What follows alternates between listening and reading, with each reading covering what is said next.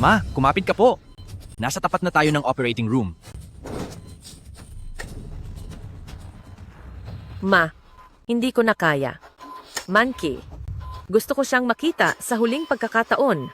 Ma, huwag niyo pong sabihin iyan. Maging okay din po ang lahat. Tatawagan ko agad si Monkey. Papapuntahin ko siya rito. Ma, pakitandaan na lumaban ka.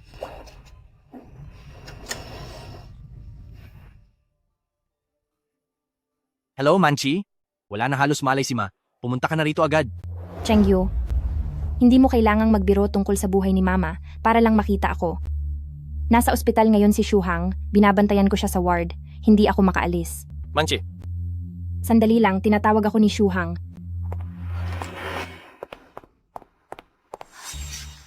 Shuhang, maayos na ba ang pakiramdam mo? Manchi, gusto ko ng tubig.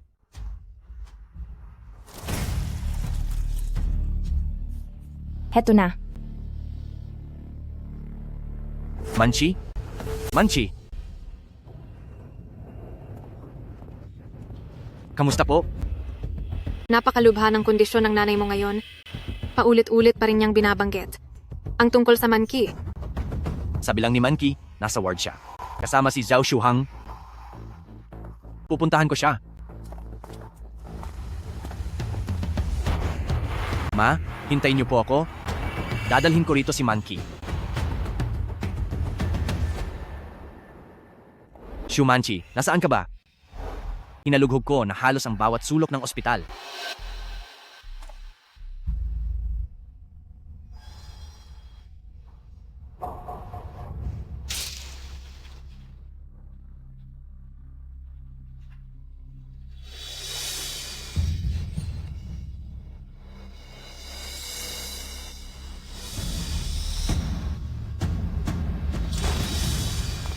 Shumanchi.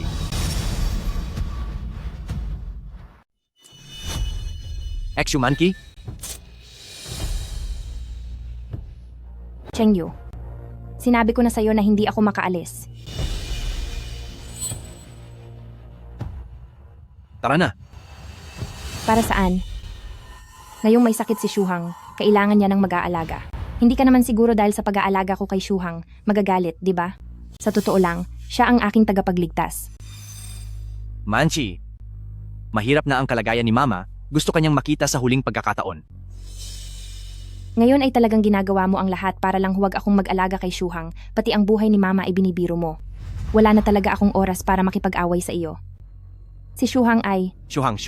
Puro na lang si Shuhang ang nasa isip mo? May puwang pa ba ako diyan sa puso mo? Shumanchi, delikado ang kalagayan ni Mama. Maaaring... Manchi, nagmamasakaawa ako sa iyo. Puntahan natin siya sa huling pagkakataon. Kung gusto mo akong mag-alaga kay Mama, ikinagagalak ko iyon, pero hindi mo dapat ako niloloko. May paiyak-iyak ka pang nalalaman. Talagang hindi kita niloloko. Sana nga ay hindi mo talaga ako niloloko. Oo, tara na. Sandali, paano naman si Shuhang? Mag-isa siya at kailangan niya ako.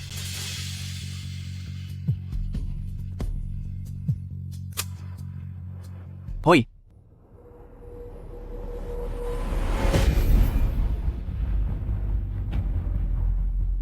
Mr. Lu, malubha ang lagay ng iyong ina. Bilisan mo nang pumunta rito. Parating na ako agad. Parating na ako.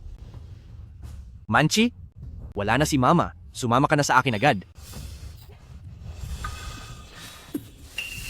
Hindi pwede. Grabe ang pag-ubo ni Shuhang ngayon. Mauna ka na. Pupunta ako riyan kapag magaling na si Shuhang. Sabihin mo kay Mama na hintayin ako. Ayos ka lang ba?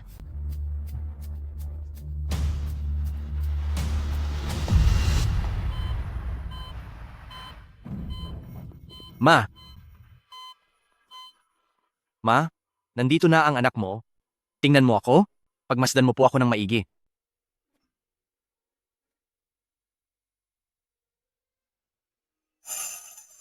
Monkey.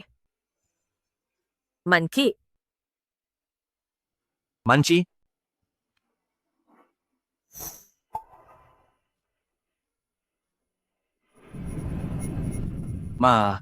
Nandito na si Manchi. Pagmasdan mo siyang maigi, tingnan niyo po siya ng maayos. Ma, binisita kita.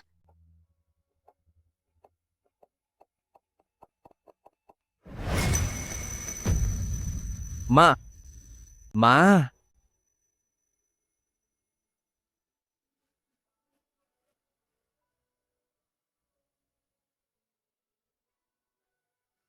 Mr. Lu, makikiramay ako.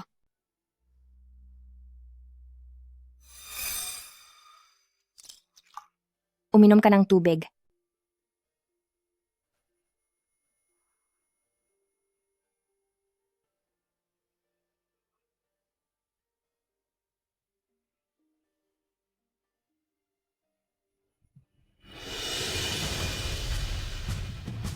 Habi, hindi ko maiwan si Shuhang dito. Pasensya na kamo kay mama. Shu Manchi. Ang nakikita mo lang ay si Zhou Shuhang. Hanggang sa huling pagkakataon, ay hindi ka pa rin sumama para makita si mama. Samantalang nangako ka sa akin, na uuwi tayo para makita siya.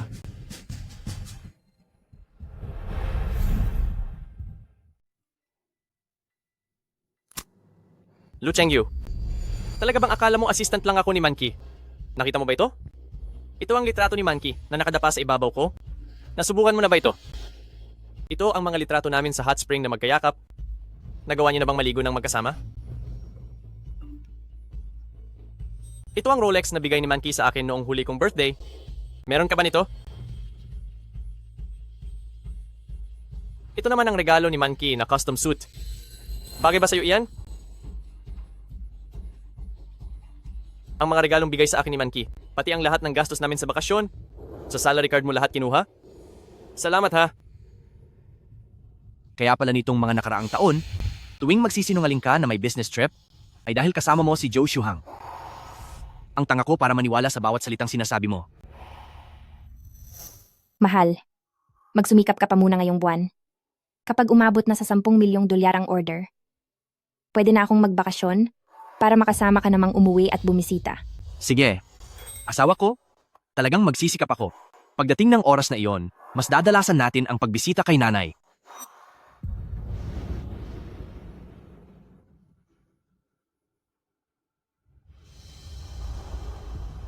Araw-gabi akong nagtrabaho sa sales. Nakipag-inuman ako kay Chairman Jiang hanggang sa masira ang sikmura ko. Tinrato ako ni President Jiang na parang aso. Pagkatapos kong makakuha ng mahigit 10 milyong dolyar na order, ano ang nangyari? Naging order lang pala ang lahat para kay Zhou Shuhang. Sabi mo, tulungan ko siya ng husto, pero hindi mo na binanggit ang tungkol sa pagbisita kay nanay. Niloko ko pa ang sarili ko noon. Sabi ko, nakalimutan mo lang dahil sa sobrang busy. Pero ngayon ko lang nalaman na wala ka palang pakialam sa akin at sa nanay ko. Nagsisikap akong kumita ng pera para lang maging pangwaldas ninyong dalawa. At ang katapatan ko ay ginawa nyo lang katatawanan. Shu Manchi, ano ba talaga ako para sa iyo?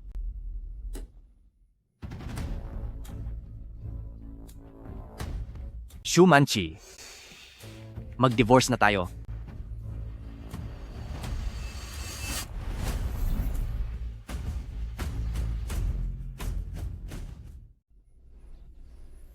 Magandang araw po. Ang balance po ng card ninyo ay 2 piso at 50 sentimos na lang. Pakibigay naman sa akin ang record ng lahat ng transaksyon sa card na ito sa nakalipas na 5 taon. Sige po.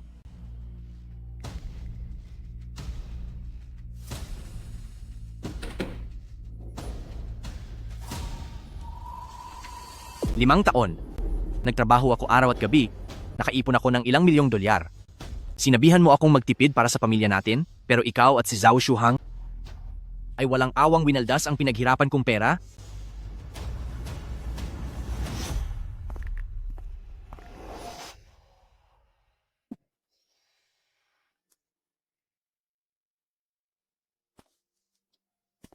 Manchi, itong proyekto, sa wakas ay nakuha ko na rin. Ibinigay na ni Shuhang ang kontrata sa akin kaninang hapon at maayos na rin ang mga detalye nito. Sa pagkakataong ito, dahil ito sa kanya, Malinaw na ako ang pumirma ng kontrata, 4 na beses ko itong pinuntahan para lang maayos, tapos, bakit si Zhou Shuhang ang nakakuha ng papuri? Wala siyang ginawa simula umpisa. Alam ko namang nagpagod ka rin. Pero bago pa lang si Shuhang sa kumpanya at hindi madaling makilala agad. Ang proyektong ito ay napakahalaga para sa kanya. Asawa kita at tagapagligtas ko siya. Kaya maging malawak na lang sana ang isip mo. Huwag mo na itong palakihin, pwede ba?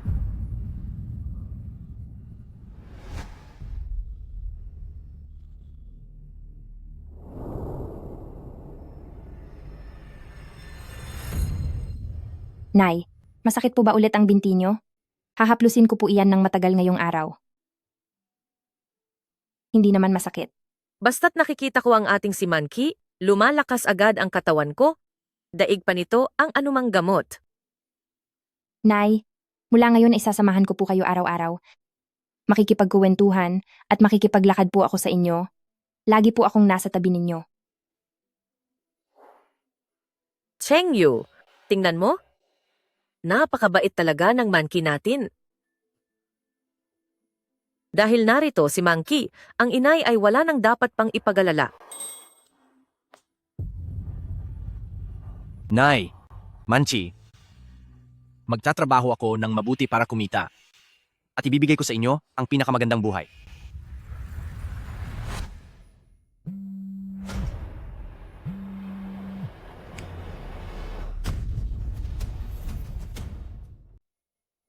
Mr. Lu, ito ang alaala ng iyong ina.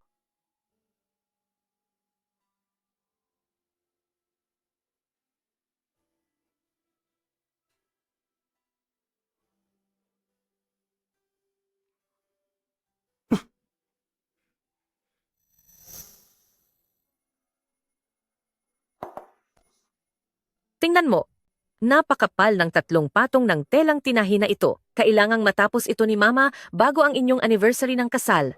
Sabi ni Manki noon ay gusto niyang kumain ng gawa kong biskwit. Kapag natapos ko na itong tahiin, ipagtitimpla ko si Manki para matakam siya sa sarap. Ma, paniguradong matutuwa si Manki kapag nalaman niya ito. Mabuti kung masaya siya. Hangad lang ni Mama na kayong dalawa ay mamuhay ng masaya habang buhay.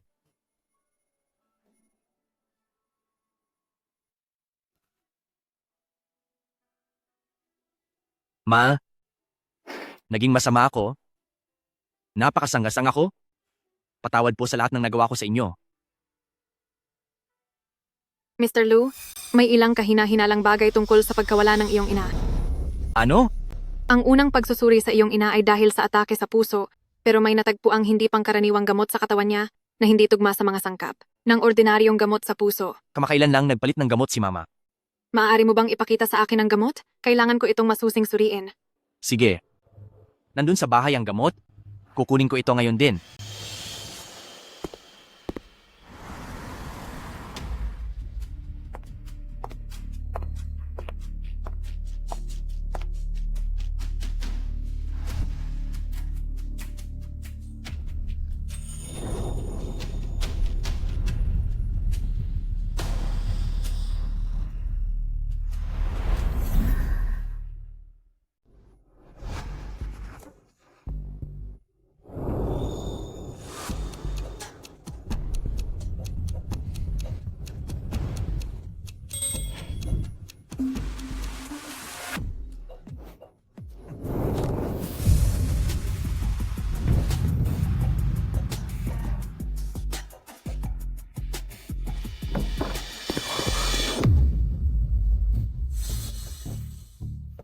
Anong ginagawa niyo?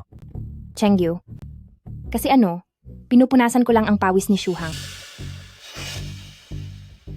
Nasa ibabaw ka ng isang lalaki sa kalaliman ng gabi para punasan ang pawis niya? Tingin mo ba tanga ako? Chengyu, hindi lang po sinasadyang natumba si Shuhang. Ayoko makinig.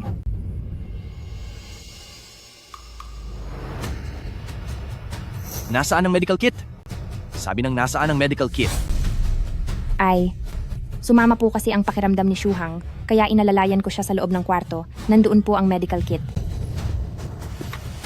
Lagot na.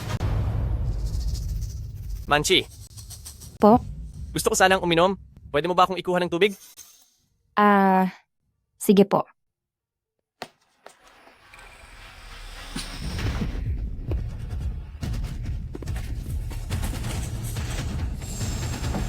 Sandali lang.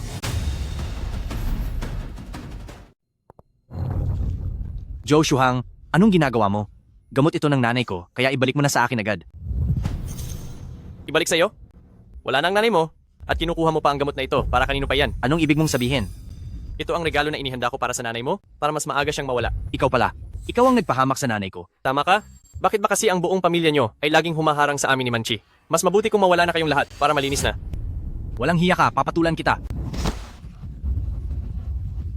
Dapat ka pa nga magpasalamat sa akin. Tinulungan ko ang nanay mong makaalis ng matiwasay. Zhou Shuhang, kapag hindi kita tinapos ngayong araw, ay para ko na ring binaliwala ang nanay ko. Sige, subukan mo kung kaya mo.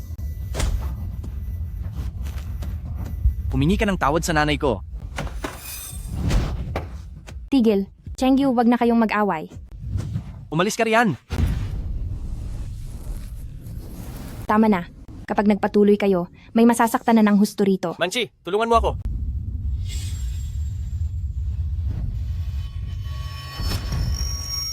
Lu Chengyu, magpakatao ka naman.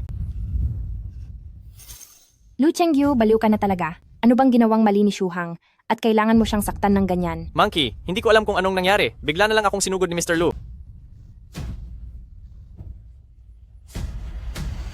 Umalis ka sa harap ko.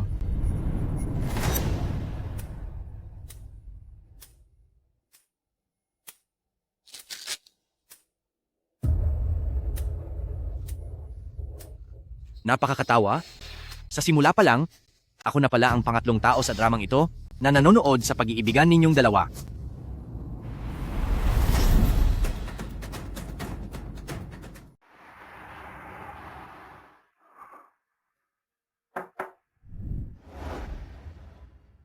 Anong balita? Mr. Lu, mula sa gamot ng nanay mo ay may natuklasang bawal na pampasigla ng puso na nagdudulot ng biglaang paghinto ng tibok ng puso kapag nainom. Zhou Shuhang, wala kang hiya?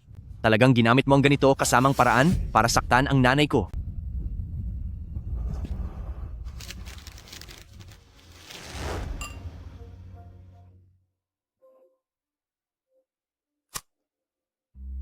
Chengyu, maayos na ba ang pakiramdam mo? Natatakot kasi ako kahapon na baka magpadalos-dalos ka, kaya pati ako ay nadala rin. Naghanda ako ng masustansyang pagkain. Isama mo si nanay at bumalik kayo rito para kumain, sige na? Pagdating nyo, sasabayan ko si nanay na makipagkwentuhan. Tiyak na magiging napakasaya niya. Mr. Lu, kung may hinala ka ng masamang balak, maaari kang tumawag sa pulis.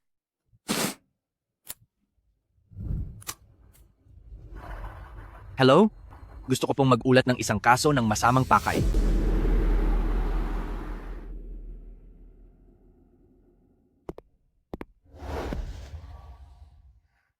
Mas mabuting pumunta ako para humingi ng tawad kay Brother Chengyu. Nag-aalala ako na baka ikaw ang mahirapan sa sitwasyon. Huwag kang pumunta.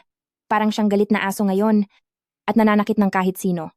Paglipas ng ilang araw kapag lumipas na ang galit niya, ako na ang kakausap. Kasalanan ko ang lahat, kung hindi dahil sa akin. Hindi sana magiging ganito ang kalagayan nyo. Ano bang pinagsasabi mo? Ikaw ang tagapagligtas ko. Mainitin lang talaga ang ulo ni Chengyu. Lilipas din ang galit niya sa mga susunod na araw. Siguradong si Chengyu na iyan, sabi ko na nga ba, at madali siyang kumalma. Kabibigay ko lang ng mensahe sa kanya, at heto, dumating na agad siya. Huwag kang mag-alala. Kakausapin ko siya ng maayos mamaya. Sisiguraduhin kong hihingi siya ng tawad sa iyo. Sige po.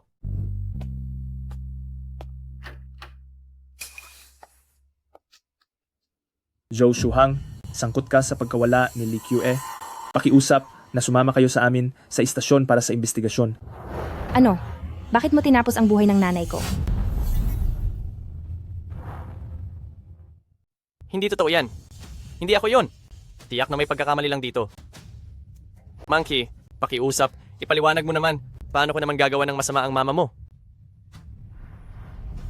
Sir, sa pulis po, pwede po bang patingin muna saglit para masiguro?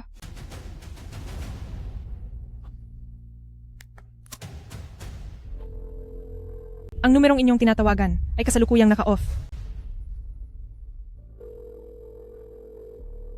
Ang numerong inyong tinatawagan ay busy sa ibang linya. Tama na po ma'am, pakiusap po ay tumabi muna kayo. Huwag niyo pong hadlangan ang aming trabaho. Hindi yan totoo. Sa totoo lang ay hindi ako iyon. Hindi ko alam na magdudulot ng problema sa puso ang gamot na iyon. Paano mo nalaman na problema sa puso ang dahilan? Zhao Shuhang, ano ba talaga ang itinatago mo sa akin? Hula lang iyon. Nasabi ko lang iyon nang hindi sinasadya. Manchi, magtiwala ka sa akin. Manchi, saksi ang langit sa pagmamahal ko sa iyo. Kahit buhay ko ay ibibigay ko sa iyo. Paano ko naman masasaktan ang taong mahalaga sa iyo? Sana naman, sapat na ito para mapatunayan ang katapatan ko sa iyo. Sir, sa pulis po, siguradong ito ay isa lamang pagkakamali. Nananiguro ako po na hindi siya mananakit ng tao. Ma'am, kumikilos ang pulisya base sa ebidensya. Kung may pagkakamali man, lilitaw din ang totoo pagkatapos ng investigasyon. Hindi ako yun. Mali lang ang hinala nyo. Manchi, dapat kang maniwala sa akin. Lu Chengyu, buksan mo ang pinto! Ano ba talaga ang nangyayari dito? Huwag mo na akong biruin, lumabas ka na riyan.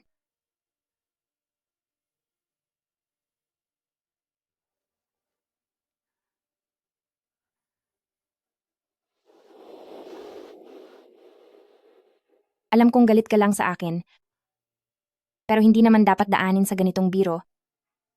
Lumabas ka na pakiusap.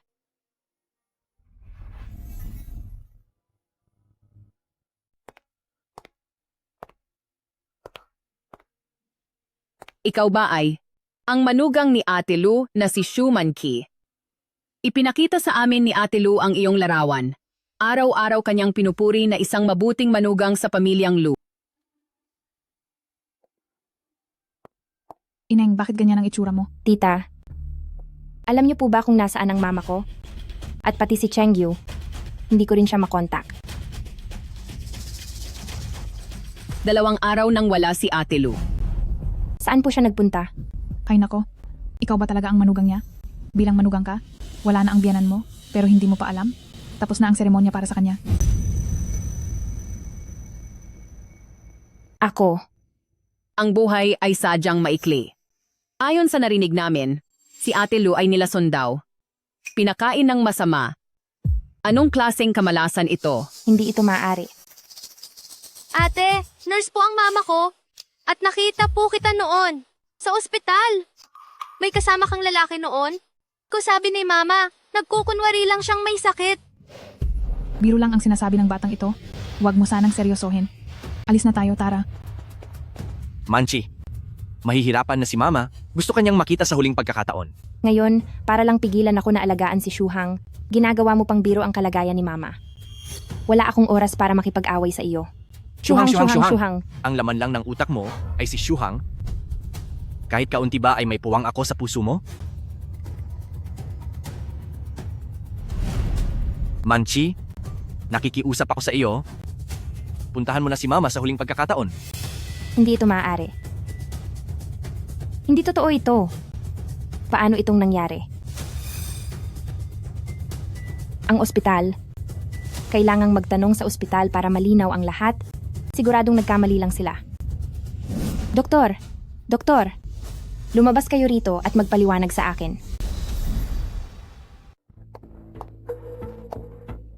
Ma'am, nasa ospital tayo. Bawal ang maingay. Doktor, meron ba rito noong nakaraang 2 araw na pasyenteng nagngangalang Li Chue?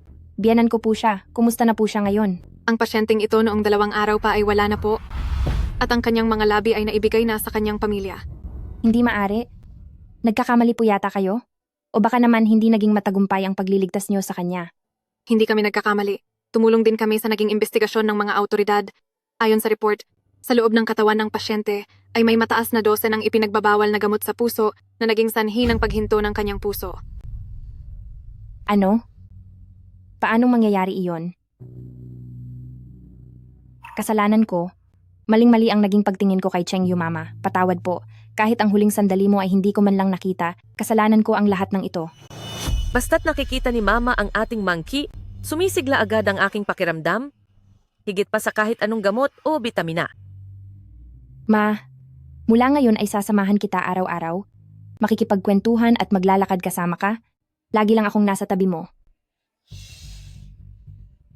Chengyu, tingnan mo, napakabait talaga ng ating monkey. Dahil narito si Manki, ang mama mo ay wala na talagang iisipin pa.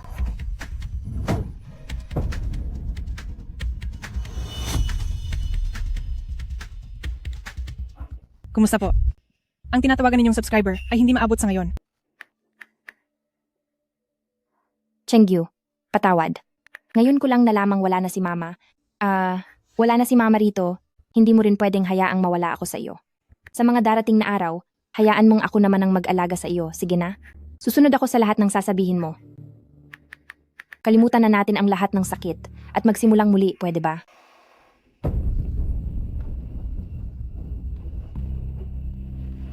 Hindi.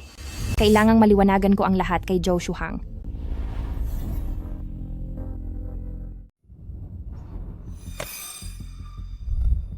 Manchi, alam ko, hindi mo ako matititiis. Zhou Shuhang, ipaliwanag mo nang malinaw sa akin ang lahat. Manchi, talagang napagbintangan lang ako. Hanggang ngayon ba ay lolokohin mo pa rin ako? Ito ang kopya ng report ng gamot. Nahanap na ng mga pulis ang record ng mga binili mo. Manchi, kaya kong ipaliwanag. Kaibigan ko yon, sinadya niyang i-frame ako. Sabi mo masama ang pakiramdam ng biyenan mo, kaya nagpabili ako ng gamot. Maniwala ka sa akin, talagang wala akong alam. Manchi, paano ko naman magagawang sakta ng biyenan mo? Biktima lang din ako rito. Tama na, Zhou Shuhang. Tapos na ang investigasyon, nahuli na rin ang mga kriminal. Hanggang kailan mo babalak na lokohin ako? Hindi ganyan ang nangyari? Ang taong iyon, nagsisinungaling siya para idahilan ako. Manchi, tulungan mo ako. Nagmamakaawa ako. Ikaw na lang ang inaasahan ko. Patawad, Shuhang. Hindi kita matutulungan. Huwag kang umalis, Manki. Manki.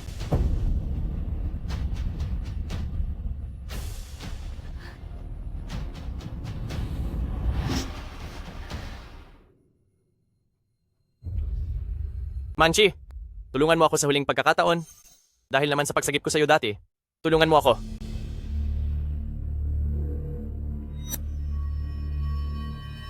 Nagsisisi na ako. Nagsisisi na ako? Parang awa mo na. Parang Tama awa na. mo na. Tumigil ka na. Paano ba kita matutulungan? Hindi na ako makakatakas sa pagkakataong ito. Pero pwede pang mabawasan ng parusa sa akin. Puntahan mo si Lu Chengyu. Sa kahit anong paraan, pakiusapan mo siyang pirmahan ng dokumento ng pagpapatawad.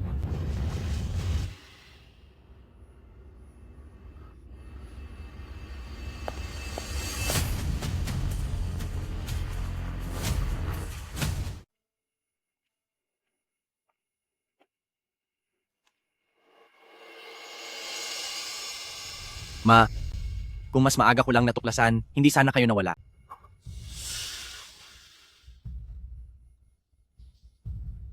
Pagkatapos kong ligpitin ang mga gamit na ito, aalis na ako sa lungsod na ito.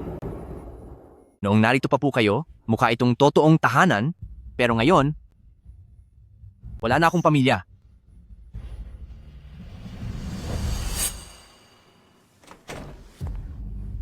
Chengyu, nandito ako para masilayan si mama sa huling pagkakataon. Wala na siya. Tapos pupunta ka pa rito para magdrama? May mapapala ka ba? Pasensya na. Alam kong nagkamali ako. Chengyu, totoong hindi ko alam na may mangyayaring aksidente sa kanya noong araw na iyon.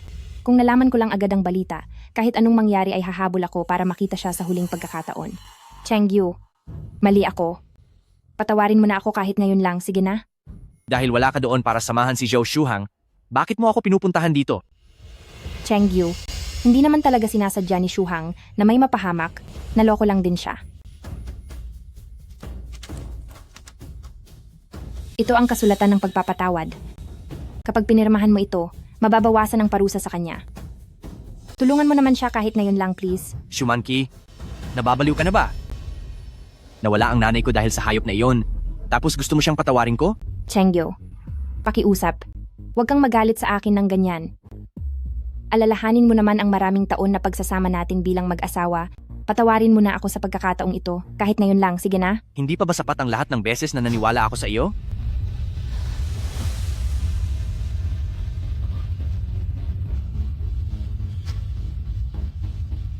Shumanki, dati akala ko ay wala ka lang hangganan. Pero ngayon ko lang naintindihan na si Zhou Shuhang lang pala ang mahalaga sa iyo. Tapos na tayo. Mag-divorce na tayo. Chengyu, huwag ka naman magsalita ng ganyan, sige na po. Alam kong wala na si Mama at sobrang lungkot mo. Pero si Shuhang, hindi niya rin po iyon sinasadya. Hindi sinasadya? Ginawa lang ni Shuhang iyon para makabili ng gamot para sa kalusugan ni Mama. Hindi niya inasahan na maloloko siya at peke pala ang nabili niyang gamot. Naloko lang? Opo. Mahina na talaga ang katawan ni Mama. Kahit wala pa sanang problema sa gamot, wala na rin siyang pag-asang tumagal pa. Oo. Tama ka. Mahina na nga ang katawan ni Mama. Kaya ba dapat lang natapusin siya sa pamamagitan ng maling gamot? Hindi iyan ang ibig kong sabihin. Chengyu, talagang si Shuhang ay hindi sinasadya ang nangyari. Tama na. Malinaw ang investigasyon ng mga pulis. Sadya siyang bumili ng mga bawal na gamot, sadya niya siyang pinahamak. Nasa harap mo na ang ebidensya. Pero nagbubulag-bulagan ka pa rin. At mas pinili mong maniwala sa mga katuwiran niya? Chengyu, huwag ka na sanang magmatigas. Ayaw kitang makitang lamunin ng galit. Palayain mo na si Shuhang at palayain mo na rin ang sarili mo. Tumahimik ka? Gustong-gusto ni Mama na makita ka bago siya nawala. Pero nasaan ka? Ngayon, wala kang konsensyang pinagtatanggol ang may sala na iyon. Hindi pa nga natutuyo ang lupa sa libingan ni Mama. Paano mo nagawa ito? Paano mo nagawang pilitin akong patawarin siya? Umasa ako noon na sana matauhan ka na. Pero ang isinukli mo ay paulit-ulit mong pagpanig sa kanya nang walang pasubali, parang sinaksak mo ang puso ko. Hindi ganoon ang nangyari. Shumanki, matauhan ka na. Ang ginawa ni Zhou Shuhang ay hindi mabubura ng isang simpleng sorry lang dahil sa ginawa niya, dapat siyang magbayad. Kung gusto mo siyang protektahan, sige, ituloy mo lang hanggat humihinga pa ako. Hindi ko hahayaang makatakas siya sa batas.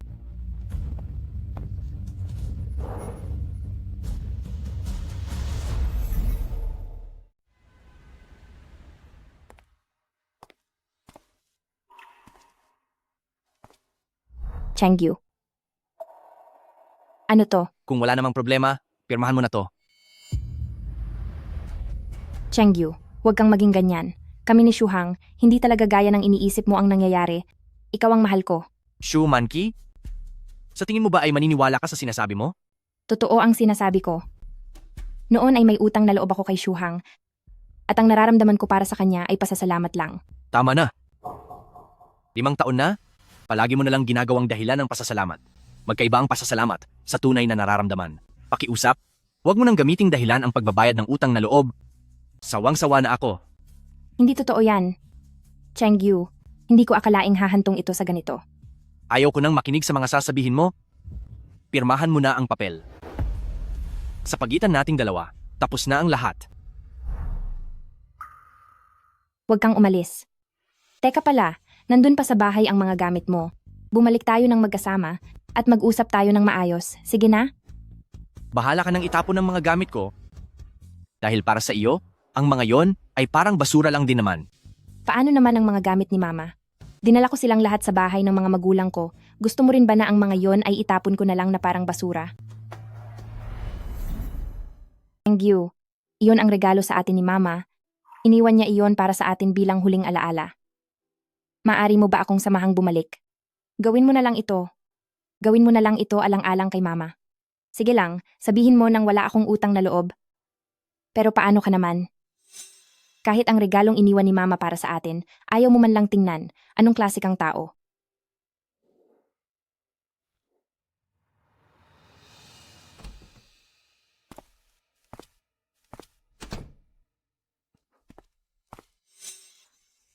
Narito pala ang pambihirang bisita. Kapadadala ko lang ng mga gamit sa inyo, ilang araw pa lang ang nakalipas, ubos na agad. Hindi sa bilang nanay nyo ay nagiging madamot ako. Tingnan mo nga ang sarili mo, wala ka man lang ipon, umaasa ka lang sa sustento ni Manki. Kung ikukumpara kay Shuhang, napakalayo ng agwat mo sa kaniya.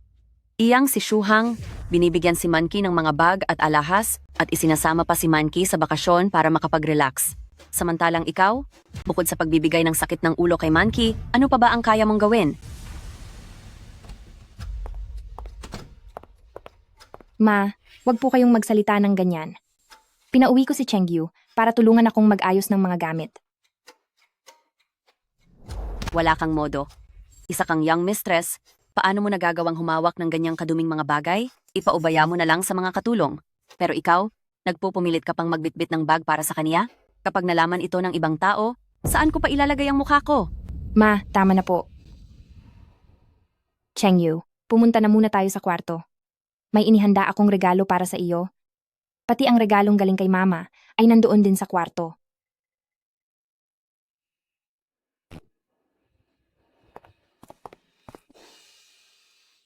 Chengyu, sinabi mo noon na hindi kasya ang sapatos mo. Hindi ko iyon kinalimutan.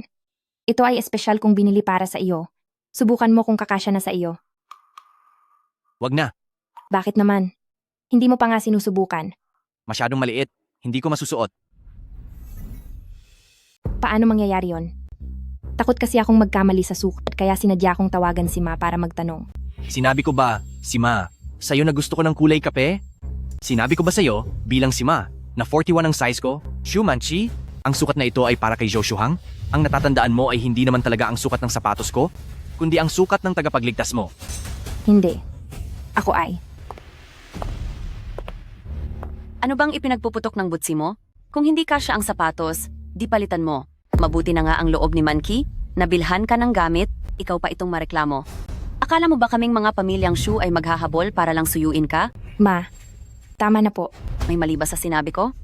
Noon, kung hindi ka lang nagpumilit na pakasal sa kaniya, sa tingin mo ba ay hahayaan kong ang taong yan ay pumasok sa pamilyang Shu?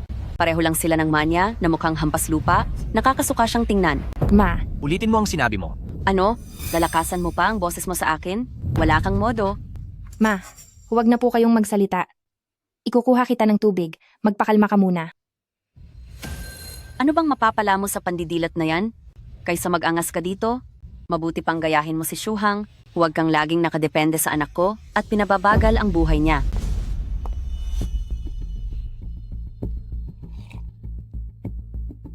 Kung pag-uusapan si Shuhang, tila may kinaharap siyang isang problema at nakulong siya at ang balita ko ay may kinalaman ka roon. Hindi mo ba alam kung anong masama ang ginawa niya? Wala akong pakialam kung ano man yon. Si Shuhang ay mabuting bata, siguradong pinagbintangan lang siya. Kaming mga pamilyang Shu ay napakamakapangyarihan. Nakakuha na kami ng pinakamahusay na abogado. Pero syempre, mas mabuting mas mapabilis ang kaso. Oh, Chengyu, tulungan mo lang kami ng kaunti, pirmahan mo lang ito. Ito ay pabor para kay Shuhang sa harap ng korte. Shu Manki, ito ba talaga ang dahilan kung bakit mo ako pinilit pumunta rito? Chengyu, Sa wakas, naintindihan ko na rin. Kayong mga pamilyang Shu, pare-pareho lang pala kayong lahat na masasamang tao. Lu Chengyu, huwag kang magmatigas. Isang malaking pagkakataon ang makatulong sa pamilyang Shu. Ang pagkakataong yan ay hindi ko kailangan. Ikaw, lumayas ka rito. Kaming mga pamilyang Shu ay walang puwang para sa isang walang utang na loob na tulad mo. Huwag kang mag-alala. Sa pamilya niyo sa pamilyang Shu, hindi na muli ako tutuntong pakailanman.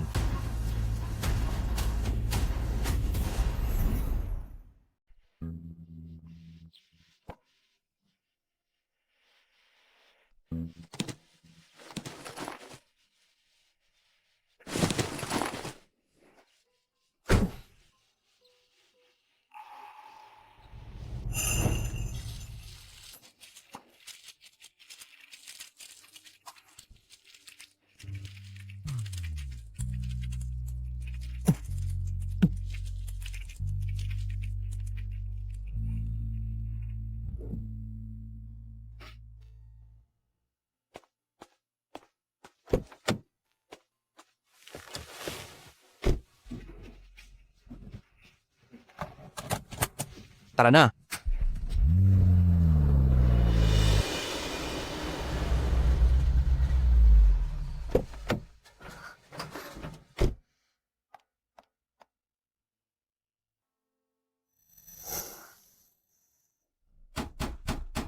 Chengyu. Lu Chengyu, nasa bahay ka ba? Alam ko na pong mali ako. Buksan mo naman ang pinto, please.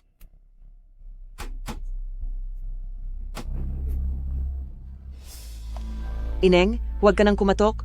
Umalis na si Chengyu. Umalis. Umalis na siya.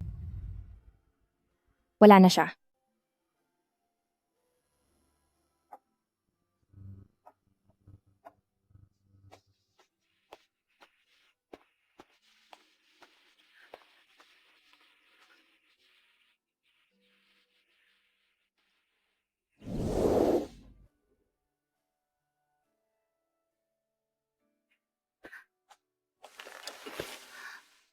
Paano mo na lamang gusto kong uminom? Lahat ng mga sinasabi mo, lagi kong natatandaan. Chengyu, napakabait mo talaga sa akin. Mamayang gabi, mamasyal tayo sa parke. Namumulaklak na ang siresa na sinasabi mo noon, kaya pumunta tayo doon. Sige ba? Nay, kung masama po ang pakiramdam niyo, sabihin niyo po agad sa akin. Kahit anong oras po, dadalhin kita sa ospital. Manki, maayos lang si nanay. Salamat sa pag-aalala, Manki. Nay, napakabait niyo po sa akin, kaya obligasyon ko pong alagaan kayo. Ngayon man o sa hinaharap, lagi po akong mananatili sa tabi niyo.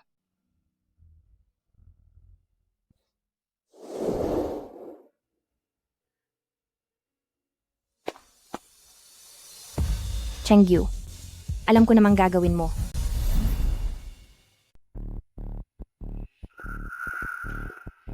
Para sa isang walang kwentang lalaki na wala namang pera, ay iiyak ka ng ganyan? Hindi mo ba ikinakahiya iyan? Ma, bakit po kayo nandito? Kung hindi pa ako dumating, baka sumama ka na sa hampas lupang iyon at nagpagala-gala na kung saan-saan. Alam ko na ang lahat, wala na ang nanay ni Lu Chengyu. Ngayon, isa na lang siyang ligaw na asong walang matuluyan. Kung sasama ka sa kanya, ano na lang ang mapapala mo? Ma, bakit niyo po nasasabi ang mga ganyang bagay? Ano ba ang meron kay Lu Chengyu para magkaganito ka at magpakabaliw ng ganyan? Wala siyang pera, bahay, o magandang pinagmulan? Kaya ang makipagdalamhati at makipagdiborsyo, iyon ang pinakamagandang desisyon. Ang mama mo, hahanap sa'yo ng taong kapantay ng antas natin, yung mas mahusay sa kanya ng 100 beses? Mabait po sa akin si Chengyu. Ano naman kung mabait siya? Sinong lalaki ba ang hindi mabait sa asawa niya? Yung ibang asawa pinagbibilhan? Ng mga mamahaling designer bags? Sa malaking mansyon nakatira? Pero tignan mo siya? Bukod sa matatamis na salita, ano pang maibibigay niya? Ma, bakit ganyan ang iniisip niyo? Kasalanan ko po kay Chengyu. Wala kang kasalanan sa kanya. Siya itong walang kwenta. At inaksaya lang ang panahon mo. Huwag ka nang magpakahangal pa rito. Ipinagkasundo na kita sa ibang lalaki. Sumama ka na sa akin, pauwi ngayon din. Ayoko po. Mahal ko si Chengyu. Hayaan niyo siyang tumakas. Tignan natin kung saan siya makakarating.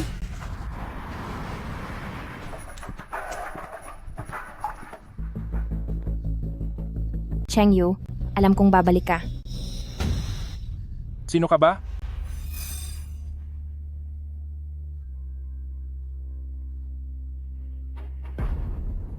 Chengyu, alam kong nagkamali ako.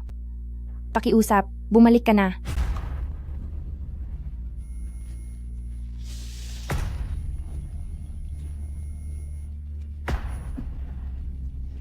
Kayo po ba si Shumanki? May kailangan po akong sabihin sa inyo.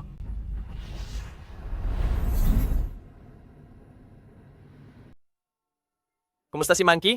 Pumirma na ba si Lu Chengyu? Shuhang, wala na akong magagawa pa. Miss Shu, ang kaso ni Mr. Zhao ay masusi ko ng sinuri. Kumpleto ang mga ebidensya ng kabilang panig at may kinalaman pa ito sa ilegal na pagbebenta ng gamot. Ang pagbaligtad sa kasong ito ay halos imposible na. Wala na po ba talagang kahit anong paraan ang pwedeng gawin? Mahirap. Subalit, dahil sa impluensya ni Shu Group, gagawin ko ang lahat para maipagtanggol siya upang mabawasan ng ilang taon ang parusa sa kanya. Dahil si Mr. Zhao ay kabilang pa rin sa mga Shu. Pero pagdating siyempre sa usapang bayad, Imposible! Ikaw ang pinakapinakikinggan ni Lu Chengyu? Makiusap ka ulit sa kanya. Manchi? Manki, tulungan mo ako. Shuhang, wala na si Chengyu, nakaalis na siya. Nakaalis na? Saan naman siya pupunta, Shu Manki? Ginagawa mo ba talaga ang lahat para tulungan ako? Nakalimutan mo na ba na sinalo ko ang saksak para sa'yo? Shu Manchi, nakalimutan mo na ba ang sa atin? Manchi! Shu Manchi!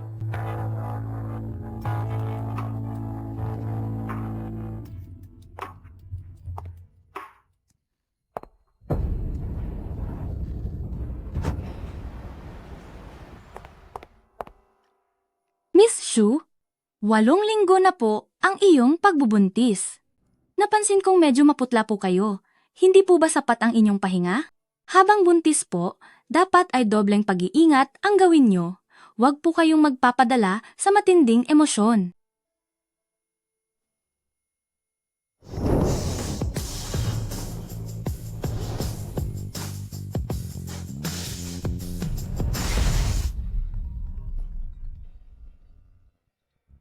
Chengyu, tungkol sa pagbili ng kumpanyang Orson International Pharmaceutical, ayos na ang lahat at hinihintay na lang ang pirma mo. Sige, naiintindihan ko. Salamat sa iyong paghihirap. Walang anuman po. Nabalitaan ko na si Shumanchi ay ilang taon nang naghihintay sa'yo, hindi mo naman siguro siya mapapatawad dahil lang sa awa? Hindi mo naman siya papatawarin dahil lang sa awa, di ba? Hinding-hindi ko siya papatawarin. Tama na yan, Kinkin.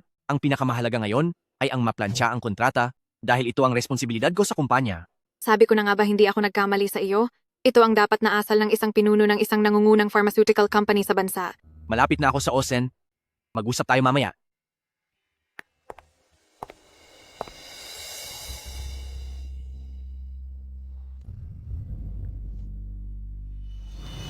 Alam mo naman kung ano na ang lagay ng pamilyang Shu sa ngayon? Ubus na ang budget natin at araw-araw tayong pinupuntahan ng mga suppliers. Sa loob ng maraming taon, binuhay ko lang ang Shu Corporation kung hindi ay matagal na itong nagsara. Ngayong araw, wala akong pakialam kung anong paraan ang gagawin mo. Kailangang mapapirma mo ang may-ari ng Osen International. Kung hindi, humanda na sa pagkalugi ang pamilyang Shu. Pero mahirap kausap ang mga tao doon, tsaka ako. Huwag kang mapagal. Kapag wala silang pirma ngayong araw, huwag ka na rin bumalik dito.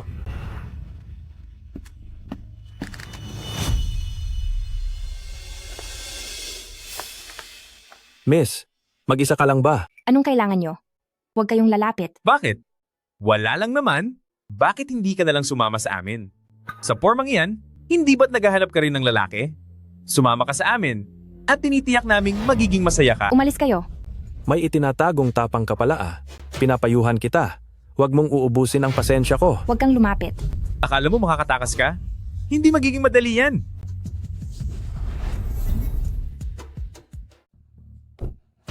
Bitawan mo ako. Huwag kang lalapit.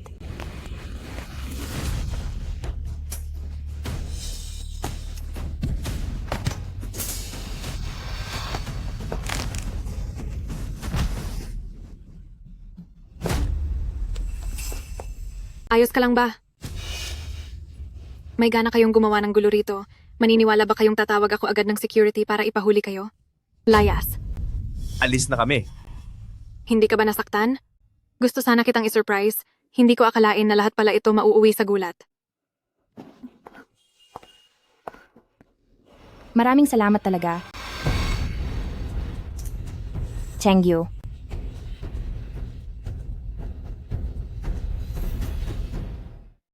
Chengyu, alam ko na babalik ka. Pinatawad mo na ako, di ba? Simulan nating muli, pwede ba? Huwag kang umasa ng ganyan. Chengyu, alam ko na talagang nagkamali ako. Sa mga nakaraang taon, araw-araw akong nagsisisi. Naging masama ako sa'yo. Sorry po kay nanay. Hindi ko talaga kayang mawala ka. Shumanchi, pinili mo ang sarili mong landas at ikaw ang nagtulak sa atin sa mahirap na sitwasyong ito. Monkey, hina na si nanay, gusto kanyang makita sa huling pagkakataon. Para lang pala hindi ko alagaan si Shuhang, gagawin mo pang biro ang buhay ni nanay. Wala na akong oras para makipag-away sa'yo. Si Shuhang ay...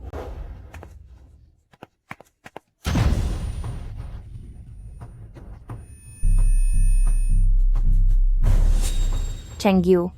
Si Shuhang naman ay hindi sadyang gustong manakit ng tao. Naloko lang din siya. Heto ang kasunduan. Kapag pinirmahan mo na ito, mababawasan ang parusa sa kanya. Tulungan mo na siya sa pagkakataong ito. Pwede po ba? Noong araw na wala na ang aking ina, nakiusap ako sa iyong puntahan siya sa huling pagkakataon, pero sabi mo sasamahan mo si Zhou Shuhang. Noong hinahanap ko kay Zhou Shuhang ang ebidensya ng kanyang ginawang masama, pinato mo sa akin ang ating litrato sa kasal, hanggang sa dumanak ang maraming dugo sa ulo ko. Sinabi ko na si Zhou Shuhang ay isang kriminal, pero sabi mo ay napagbintangan lang siya at pinipilit mo akong unawain siya. Ngayon ay babalik ka para magmakaawa sa akin na magsimula tayong muli? Akala mo ba ang buong mundo ay umiikot lang sa iyo? Pasensya na. Chengyu. Lalong sumasama ang sitwasyon sa Shu Corporation ngayon. Araw-araw din kaming minamadali ng Board of Directors.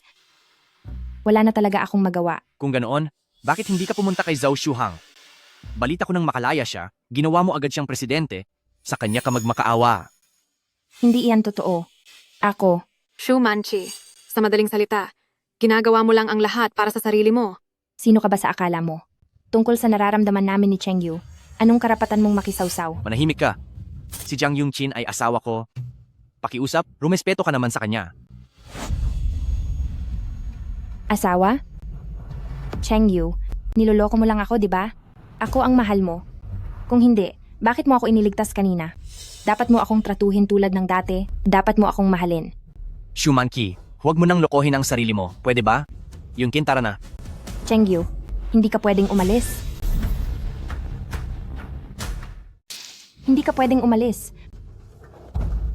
Shumanchi, noon pa man ay hindi mo na pinahalagahan ang pagsasama niyo ni Chengyu at ngayon nang bigla-bigla ay babalik ka para mangulo? Sa tingin mo ba hindi sapat ang isang beses na pananakit?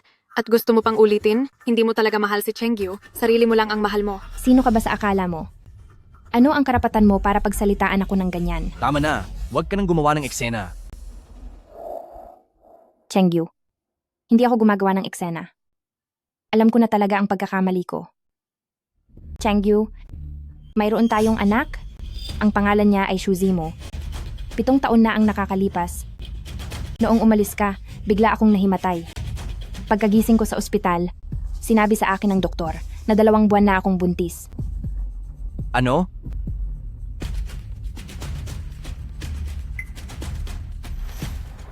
Sige, pupunta na ako agad. Kinkin, tara na. Chengyu. Chengyu. Chengyu, hihintayin kita kahit kailan, hanggang sa kilalanin mo na ang anak natin. Chengyu, ang sinasabing anak ni Shumanqi. Huwag mo na munang isipin iyon. Imbestigahan ko ang lahat. Hello, Xiao Li? Tulungan mo akong imbestigahan ang isang tao.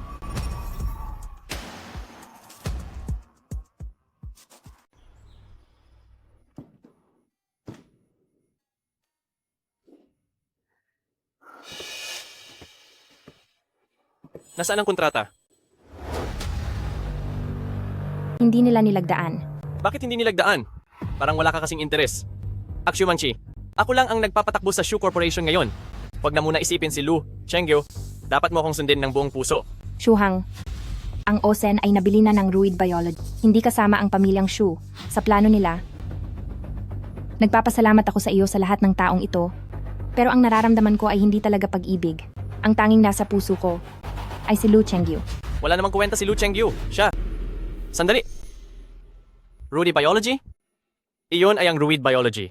Isang alamat iyon sa mundo ng medisina. Isang tunay na dambuhala sa industriya. Kahit ang mga higante sa ibang bansa ay kailangang rumespeto sa kanila. Narinig ko na ang anak na babae ng Reed, bukod sa pagiging maganda, ay nanalo pa sa Lasker Award na kilala bilang gabay para sa Nobel Prize. Parang gaganapin sa bagong presidente ng Reid ang kasal ng siglo ngayong taon. Sige, papunta na ako riyan. Tara na. Sa klaseng ito ng kumpanya, kung makakakuha tayo ng koneksyon, hindi lang maisasalba ang Shu Corporation, siguradong bigla tayong uunlad. Manki, ito na ang ibinigay ng langit na pagkakataon para sa atin. Sa susunod na Lunes, ang Reid ay magdaraos ng taunang investment summit at lahat ng mga tanyag na negosyo sa lungsod ay lalahok. Ito na ang tanging pagkakataon natin. Bakit ka nakatulala? Dapat nating makuha ang pagkakataong ito sa Lunes. Maghanda ka na agad. Siguraduhin mong mapapansin ka ng taong namumuno sa Reid. Pupunta rin ako roon. Magtutulungan tayo. Sige po. Iyan ang dapat nakasalalay rito kung makakabangon ba tayo o hindi. Shuhang, pauwi na si Zimo mula sa eskwela. Susunduin ko muna siya sa bahay.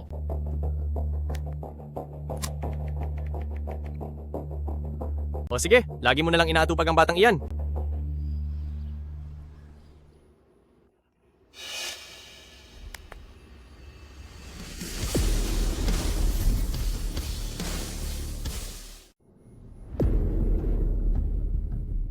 Sino yan?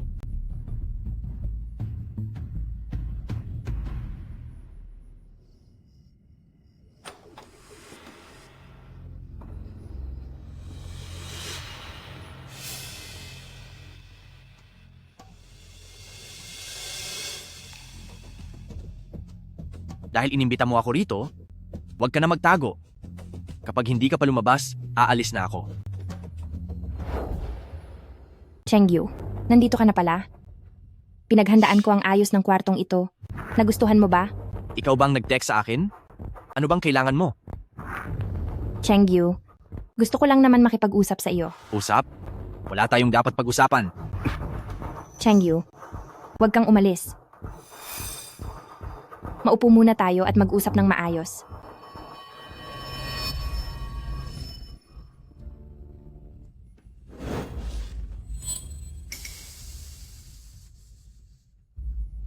Chengyu, tingnan mo.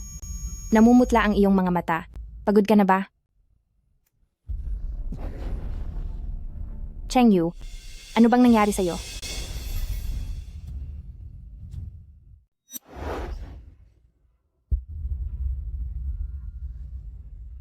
Tingnan mo. May pasa ang kanto ng mata mo. Pagod ka na ba? Mahirap na ang lagay mo. Chengyu? Anong problema? Chengyu, sa totoo lang, araw-araw kitang naiisip. Anino lang si Zhou Shuhang. Sa bawat araw na kasama ko siya, ikaw ang lagi kong naiisip. Bitawan mo ako. Chengyu, huwag ka nang magmatigas. Kung talagang kinalimutan mo na ako, bakit ka pa pumunta sa tipanan natin? Alam ko, na mahal mo pa rin ako, dahil hindi rin kita makalimutan. Nakakadiri ka. Nakakadiri? Noong mahal na mahal natin ang isa't isa, bakit hindi mo naisip na nakakadiri ako? Chengyu, kahit isang beses lang. Gawin lang natin ito kahit minsan. Kahit anong iutos mo pagkatapos, papayag ako. Layas.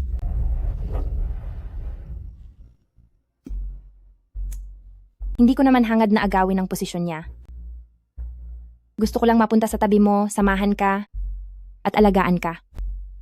Bakit kailangan mong itanggi ako ng paulit-ulit? Wala ka na talaga sa katuwiran. Wala na ako sa katuwiran. Mag-asawa tayo. Kulang pa ba ang pagkakataong ito? Tuluyan ka nang nawala sa sarili. Matagal na tayong hiwalay. Nakalimutan mo na ba? Oo. Nawala ako sa sarili dahil pinagtulakan mo ako. Chengyu, tayo ang itinadhana para sa isa't isa. At ako dapat ang pinakamahalaga sa iyo. Bakit mo ako paulit-ulit na tinatanggihan? Chengyu, handa akong maghintay. Hintayin na mapagod ka sa labas. At bumalik sa akin. Kahit matapos na ang lahat sa akin, hinding-hindi kita hahawakan. Chengyu, asawa mo rin ako. Bakit hindi mo ako kayang tignan ng maayos? Layas.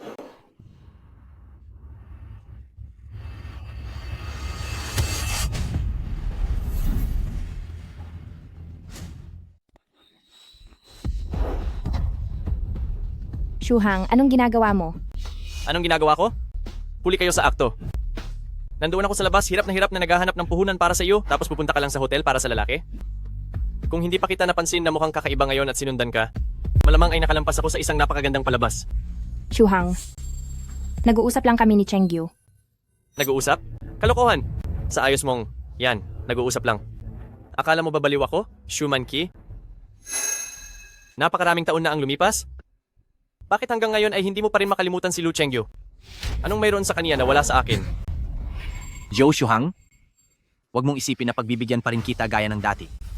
Wala akong pakialam sa gulo ninyo ni Shumanki, lalong hindi ko gustong madamay pa sa kanya. Pagbibigyan ako? Lu Chengyu, anong karapatan mong sabihin yan sa akin?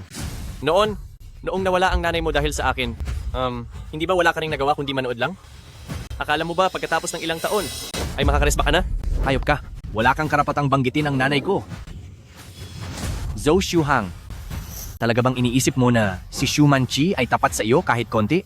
Sa loob ng maraming taon, simulat sa pool, isa ka lang hamak na panakip butas. Lu Chengyu, ngayon tatapusin na kita. Tigil. Lu Chengyu, tapos ka na sa akin ngayong araw. Tigil. Sabi ng tigil. Chengyu, masakit ba? Bakit mo ba ulit hinayaang masaktan ang sarili mo? Ilang galos lang ito. Huwag kang mag-alala. Siya naman ang naunang manghamon sa akin. Hindi ko siya pinagbigyan. Mas malala pa ang inabot niya kaysa sa akin. Zhou Shuhang, para bang hindi ka pa nadala sa kulungan? Gusto mo bang bumalik doon? Sino namang nakikialam na tao ito? Umalis ka na. Wala kang karapatang utusan ako. Binabalaan kita. Kapag sinubukan mong hawakan uli ang asawa ko, sisiguraduhin kong pagbabayarin kita ng mahal. Ang lakas ng loob mo. Ako na ngayon ang humahawak ng kapangyarihan sa Shu Group. Anong panama mo sa akin? Sandali. Sabi mo asawa mo siya? Dati itong taong ito kahit pambayad sa gamot ay walang pera dahil sa sobrang hirap. Ngayon ay nakapag-asawa pa pala? Shuhang, huwag kang magsalita ng ganyan. Zhou Shuhang, basura ka na umangat lang ang buhay dahil sa babae. Bakit mo hinahamak si Chengyu? Ulitin mo ang sinabi mo. Mali ba ang sinabi ko? Ginamit mo ang babae para sumikat, at ang ginagamit mo lang ay ang maruruming paraan? Anong tawag doon? Kundi basura? Ikaw, Shuhang, huwag kang magpadala sa emosyon. gusto mo talagang maparusahan. Subukan mong saktan siya kung kaya mo. Lo Chengyu, sino ka sa akala mo? Bitawan mo ako. Wala ka nang masabi kaya babae naman ang sasaktan mo. Hanggang diyan lang ba ang kaya mo? Kapag nakahanap ka ng katapat mo, tingin ko hinding-hindi ka na makakaangat muli. Chengyu, tayo na. Nagsasayang lang tayo ng oras sa taong ito. Nakakababa ng pagkatao.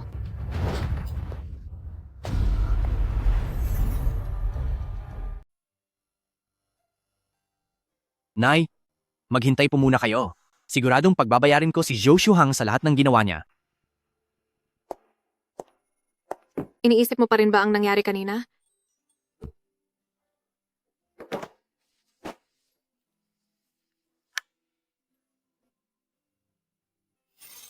Huwag kang malikot. Kadalasan ay napakadaldal mo. Bakit matapos ang isang dagok, natahimik ka na diyan? Sa madaling salita, may isang tao na nag-explain pa sa akin kahapon sa message. Nagtataka pa ako noon. Itong si President Luna sanay na mag-isa. Bakit natutong mag-report bigla? Takot kang ma-misunderstand ko?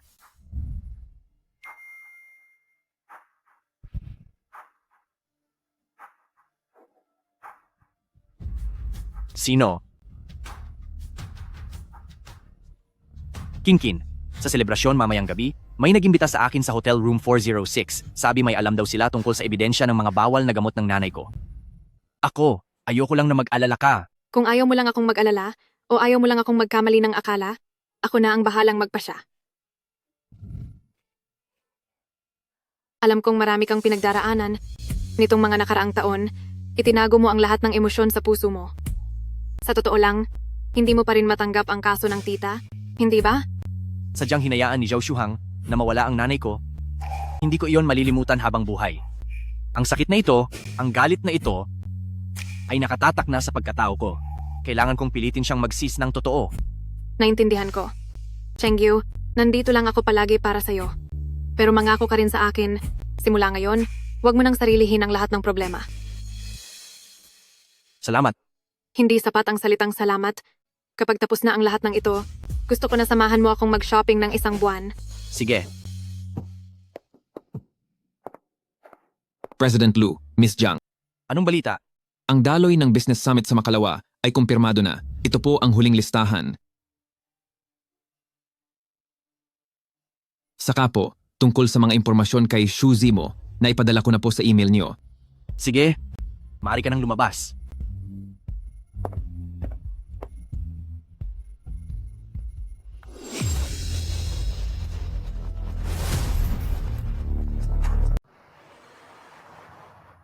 President Zhang, ako si Shu Group na si Zhou Shuhang. At umaasa ako sa magandang pakikitungo niyo. Oh? Ikinagagalak kitang makilala. Manager Lee, kami sa Shu Corporation ay makikipagtulungan na sa REIT sa hinaharap. Shuhang, huwag mong gawin niyan. Anong alam mo? Ito ang tinatawag na pagpapalawak ng koneksyon. Sino ba ang taong ito na kung umasta ay kala mo kung sino at parang hindi man lang nakaranas ng karangyaan sa buhay? Si Zhao Shuhang iyan, ang dating sekretarya sa Shu Corporation. Nabalitaan ko na nakuha niya ang pwesto niya ngayon dahil sa masamang paraan. At ngayong bankrupt na ang Shu Corporation. Marahil, nandito siya para humanap ng bagong kakapitan. Inggit lang ang mga taong iyan sa atin. Kapag nakuha na natin ang kontrata sa REIT, yuyuko rin sila sa atin.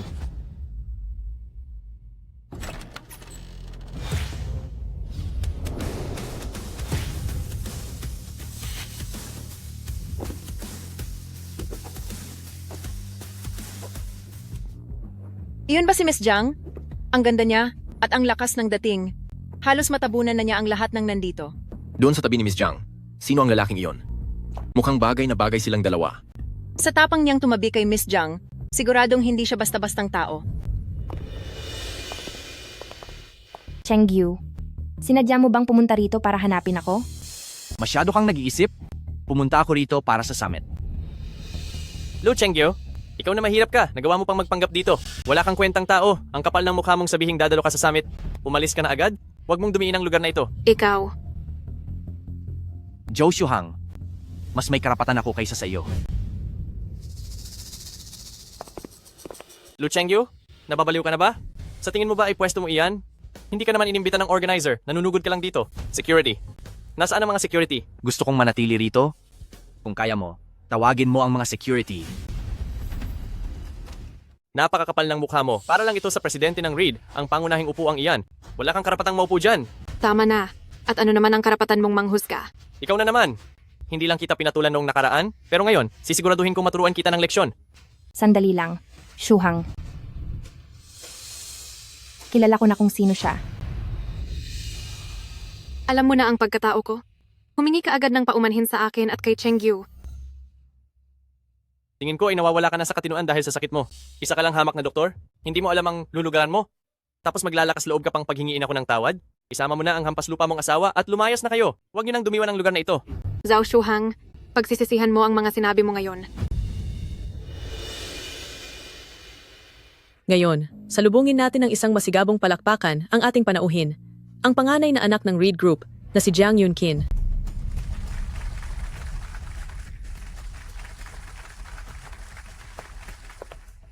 Nakalaban niya ang maling tao. Si Zhou Shuhang ay mukhang katapusan na niya. Narinig ko na malapit nang maubusan ng pondo ang Shu Corporation at ngayon ay umaasa lang silang makipagtulungan sa Reed para maisalba sila pero ngayong kinalaban pa nila ang may-ari. Talagang kasalanan niya ito. Jiang, Miss Jiang, patawad po. Naging bulag ako. Ang lahat ng sinabi ko kanina ay pawang kalokohan lang. Kayo po, ay napakabait na tao. Sana ay huwag niyo na po akong patulan. Matagal ko na po talagang gustong makipagtulungan sa Reed. Hindi po ba natin pwedeng mapag-usapan ito? Zhou Shuhang, hinding-hindi kita mapapatawad sa pangiinsulto mo sa amin ni Chengyu. At lalong hindi ako makikipagtulungan sa isang taong walang delikadeza. Mga panauhin, pakiusap, humihingi ako ng ilang minuto para opisyal na i-anunsyo. Simula sa araw na ito, ang Reed Group ay kailanman hindi na makikipagtulungan sa Shu Corporation. At isa pa, anumang kumpanyang makikipagtulungan sa Shu Corporation ay ituturing na kusa ng tumalikod sa anumang pakikipag-ugnayan sa Reed Group. Security, palayasin niyo siya. Huwag niyo siyang hayaang manira ng mood ng ating mga bisita. Opo. Sandali lang. Nagsorry na kami, pero kailangan mo ba talagang gawin itong pagtatapos sa lahat? Ako ang organizer. Kung sino ang gusto kong paalisin, siya ang aalis. Ang basehan ng pagtutulungan ay plano at patas na laban. Ang ginagawa mo ay paghihiganti lang sa personal na galit. Nagseselos ka lang sa nakaraan namin ni Chengyu. Nagseselos ka dahil may anak kami, kaya sinasadya mong pahirapan ako para ipitin ako sa pader. Ano? May anak sila? Ibig sabihin ba nito ay pinagsasabay niya ang dalawa na habang nilalandi si Miss Jiang ay may binubuhay na bata kasama ang dati niyang karelasyon? Si Shu Manqi ay may anak nga? Pero narinig ko na nang malaman ng lalaking iyon na buntis si Shu Manqi, ayaw niya itong panagutan, kaya bigla siyang lumayas. Ngayon, wala siyang choice kundi magbuntis at lumapit kay Zhou Shuhang para may sumalo sa kanya. Lu Chengyu, pati sarili mong anak ay ayaw mong kilalanin at niloloko mo pa si Miss Jiang? Isa kang ganap na manloloko. Tumahimik ka. Shu Manqi, huwag mong paulit-ulit na tapakan ng pasensya ko. Wala tayong anak. Chengyu, huwag ka namang magsalita ng ganyan dahil sa galit. Si Zimo ay anak natin. Hindi pwedeng mawalan ng ama si Zimo. Basta't patawarin mo lang ako, maari tayong magsimula muli. Maaari bang huwag mo nang lokohin ang sarili mo? Kung may anak man tayo o wala, alam mo ang totoo sa puso mo. 7 ng taon ang nakalipas, mula ng ganap na natapos ang sa atin. Chengyu, anak mo si Zimo. Alam ko, may sama ka pa rin ng loob sa nakaraan, pero hindi pwedeng mawalan ng tatay si Zimo. Lumaki siyang hindi nakikita ang ama niya. Ngayong sa wakas ay nagbalik ka na. Magiging ganyan ka ba talaga kasama? Napakasama naman ng lalaking iyon. Iniwan ang bata sa babae at hinayaang mag-isa itong palakihin sa loob ng 7 taon. Wala siyang paninindigan. Isa siyang masamang lalaki. Hindi niya inayos ang sarili niyang gulo noon. Ngayon, madadamay pa pati si Miss Jiang sa ginawa niya. Noong buhay pa si Mama, gustong-gusto na niya magkaapo. Pero ganyan ka makitungo ngayon. Kung alam lang ni Mama, siguradong siya ay...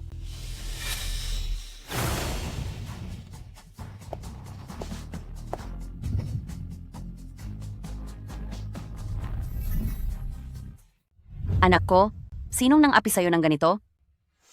Lu Chengyu, napakawalang utang na loob mo. Noon, pinaasa ka sa pagkain ng pamilyang Shu. Pinatira ka namin sa pamilyang Shu.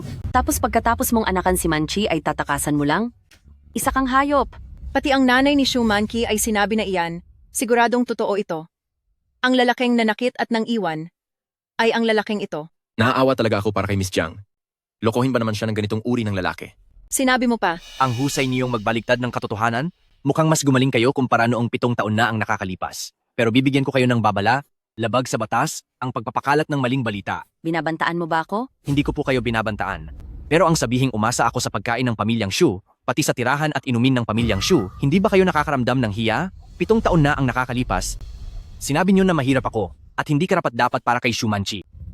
Para maibigay ang hiling nyo, nagtrabaho ako araw at gabi para sa mga kliyente, sinasabayan silang uminom, hanggang sa masuka na ako. Kahit nasa ospital ako, iniisip ko pa rin ang mga kontrata. Para lang sa isang order, 2 araw akong hindi natulog, hanggang sa himatayin ako sa tapat ng pinto ng kliyente. Nagtrabaho ako sa Shu Group sa loob ng 5 taon.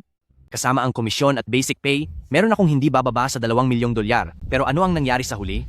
2 dolyar at 50 sentimos. 2 dolyar at 50 sentimos lang. Sino ngayon ang sinasabi nyo na pinalaki nyo? Sinungaling? Wala ka lang talagang kwenta?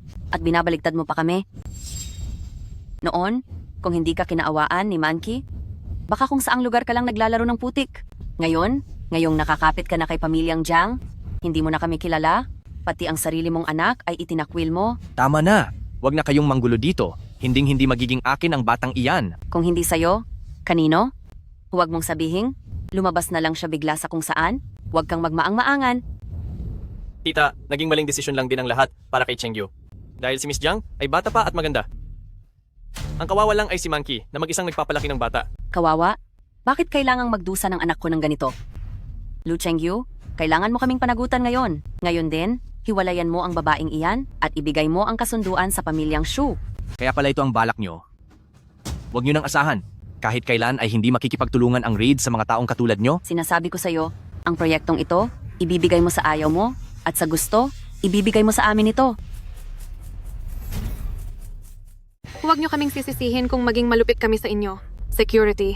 Kunin niyo ang 3 taong ito at paalisin sila ngayon din.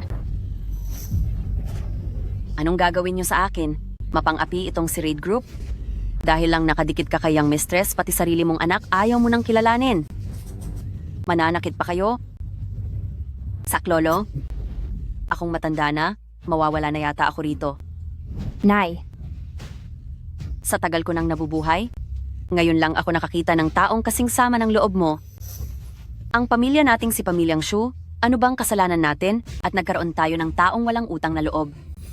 Ngayong araw, kapag hindi mo ito ipinaliwanag, huwag kang mag-alala. dito na ako mawawala para makita ng lahat ang tunay mong pagkatao. Tita, huwag po kayong masyadong mag-alala. Si Chengyu naman, nalito lang siya ng sandali. Ang yaman nga pero ang sama naman, sariling anak ayaw kilalanin? Napakamanhid ng lalaking iyan. Tingin ko, totoo ang sinasabi ng matanda. Kung hindi, bakit sila magkakagulo ng ganyan? Kahit sino ay kayang mag-eskandalo, pero ebidensya ang batayan ng batas. Sinasabi mong anak ito ni Chengyu, pero may ebidensya ka ba? Naninira ka lang ng walang patunay. Iniisip mo ba talagang ang lugar ng raid ay pwedeng gawan ng eksena? Siyempre may ebidensya ako. Alam kong itatagin nyo ito.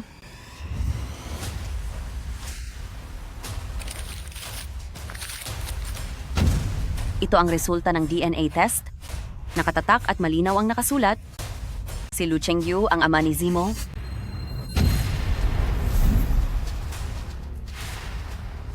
Para talagang reincarnation ni Chen Shimei, 7 taon na ang anak pero ayaw pa rin kilalanin, napakasalbahe talaga. Kinupkop siya ni pamilyang Shu noon. Pero ngayon, siya pa ang nagtatraidor. Dapat sa mga ganyang tao ay pinarurusahan ng matindi. Lu Chengyu, may sasabihin ka pa ba? sumama ka na sa akin. Magsimula tayo muli. Siguradong gagawin ko ang lahat para alagaan kayo ni Zimo, hindi na kita muling gagalitin. Bitawan mo ako. Nakasulat na ito ng malinaw pero itinatanggi mo pa rin? Lu Chengyu, nasa harap mo na ang ebidensya. Kilalanin mo man o hindi, kailangan mong tanggapin. Chengyu, paano mo naging ganyan katigas ang loob? Maari ba, alang-alang kay Zimo, maging tayo na lang. Tama na. Kung anak ko ang bata o hindi, ay hindi base sa pirasong peking ulat na ito. Huwag kang magsinungaling. Galing ito sa isang lehitimong institusyon para lang makatakas sa obligasyon mo, pati ang mga ganitong kalokohan ay nasasabi mo. Tingnan nga natin kung anong klaseng institusyon ang kumikilala sa ganitong peking ebidensya. Shaoli. Ang ulat na katulad ng sa inyo ay meron din ako rito. Imposible. Bakit naisipan na niya ito agad? Chengyu, huwag kang maging ganyan. Kahit gaano pa karami ang ulat, hindi niyan matatago ang katotohanan. Anak mo talaga si Zimo. Kung ano talaga ang katotohanan, malamang ay malalaman din natin. Tingnan ninyo ng mabuti. Iisang report lang yan. Ano bang kailangang tingnan diyan? Lu Chengyu? Dahil ayaw mong kilalanin ang sarili mong anak? Ginagawa mo na ang lahat ng panlilinlang? Hindi ka ba nahihiya? Matanda na ako. Ang gusto ko lang naman ay makita ang apo ko na may buong pamilya, mali ba ako? Ngayon naman ay gusto mo pang itakwil ang sarili mong dugot laman, ang aming pamilyang Shu? Bakit ba siya napunta sa ganitong walang utang na loob na menugang? Kung sinasabi mong totoo ang report na iyan, bakit hindi mo hayaan na makita ng lahat? May itinatago ka ba? Jang Yunkin, huwag kang sumobra. Ako ang nanganak sa bata. Hindi ko ba alam kung sino ang ama? Chumanchi, hindi mo ba gustong mapatunayan sa lahat na ikaw ang tama? Para matahimik na si Chengyu? O baka naman, sa tingin mo rin ay may mali sa report na iyan? Imposibleng may mali diyan. Ma, ilabas mo ang report para makita nila ng malinaw. Manki, huwag kang mabigla. Patibong lang ito. Huwag mong pakinggan ang pagsusuri nila. Ma, katotohanan ang sinasabi natin. Anong ikinatatakot mo? Ako na.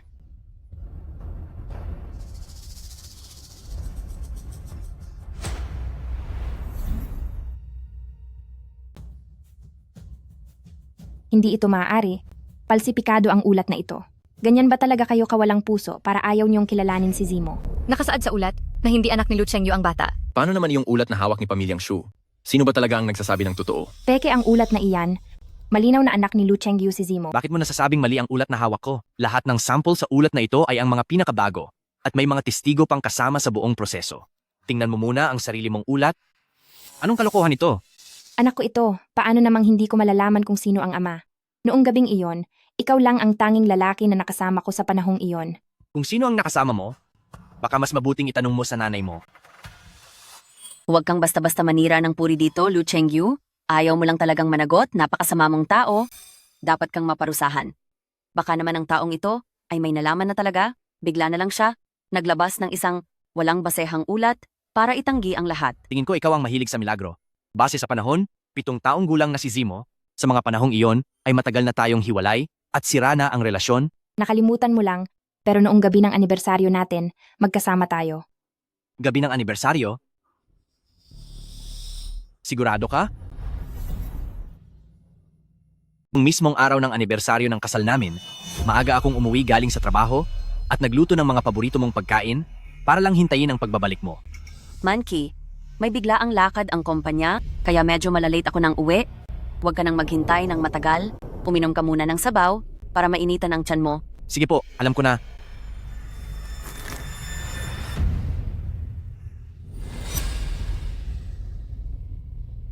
Salamat po, inay. Kung ganoon, papasok na ako sa kwarto. At magpahinga ka na rin ng maaga.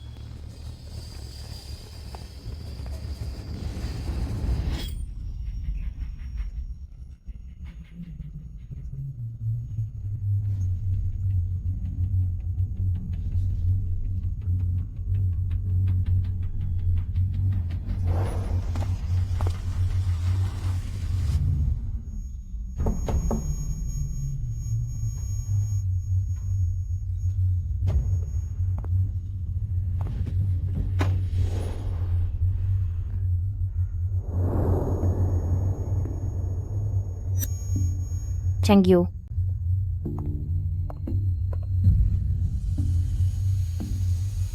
Chengyu.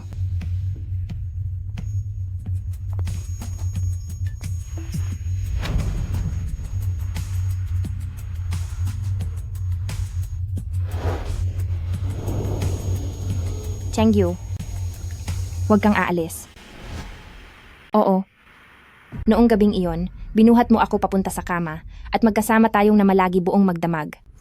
Lu Chengyu, sa puntong ito, itatanggi mo pa ba ang lahat? Bakit ba ayaw mo pang umamin? Sigurado ka ba na ako talaga ang hinila mo?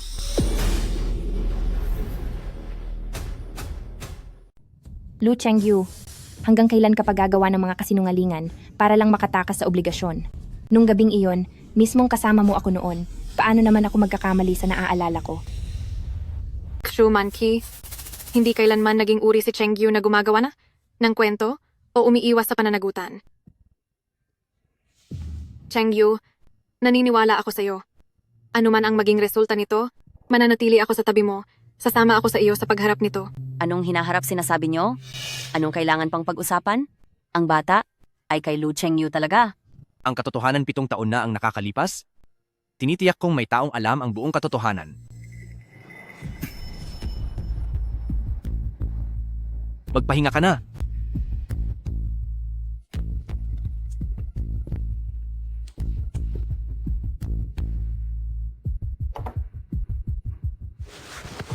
Manchi, uminom ka muna nito para hindi sumakit ang ulo mo. Chengyu, hindi ka pa pala umalis.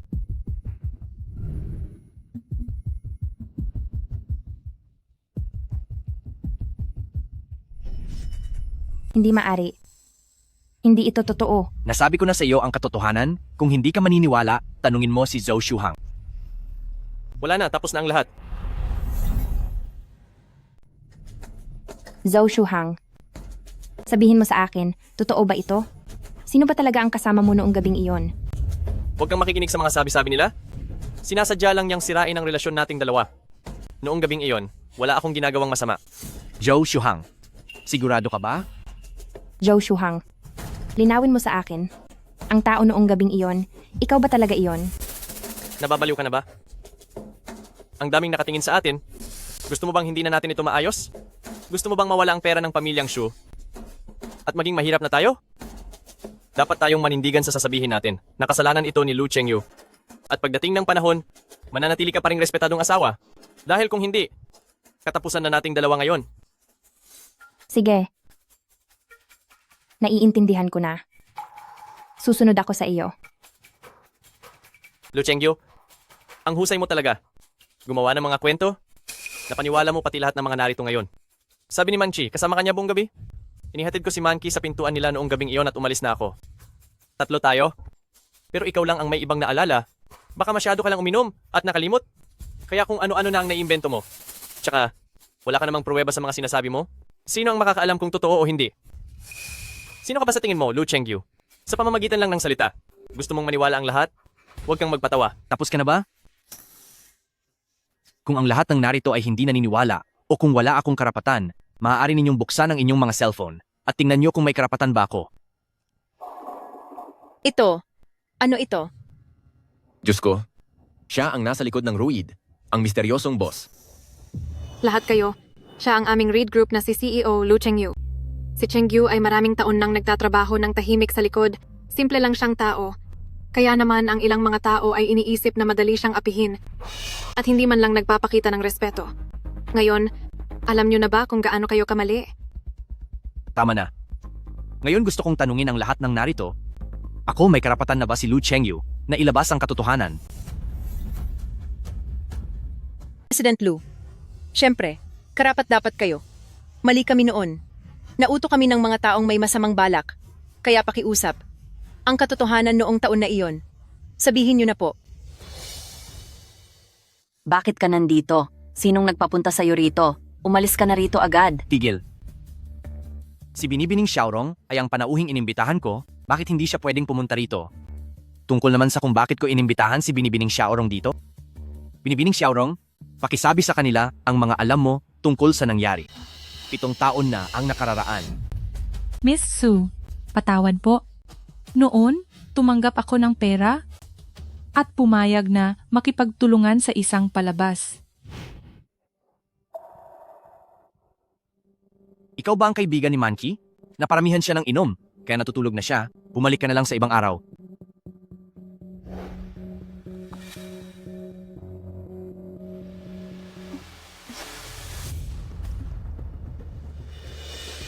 Ikaw, bakit ka naririto? Sino ang nasa loob?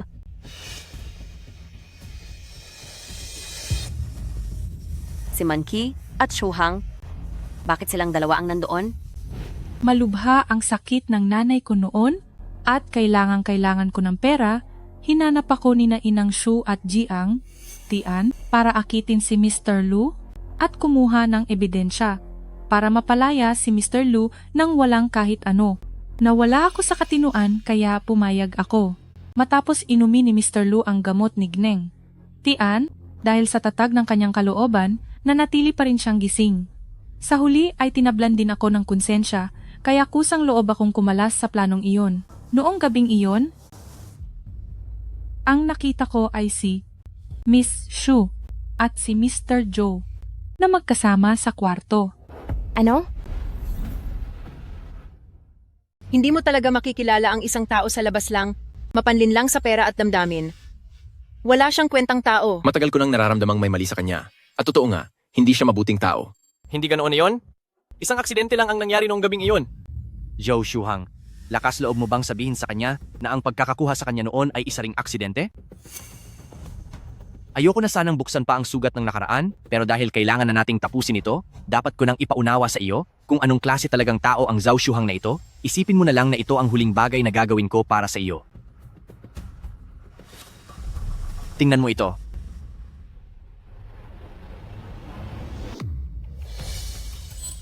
Noong kinuha ka ng masasamang tao, naramdaman ko ng may kakaiba. Napakalayo ng lokasyon ng team building nyo at sabi mo na ubusan ka ng battery at naligaw.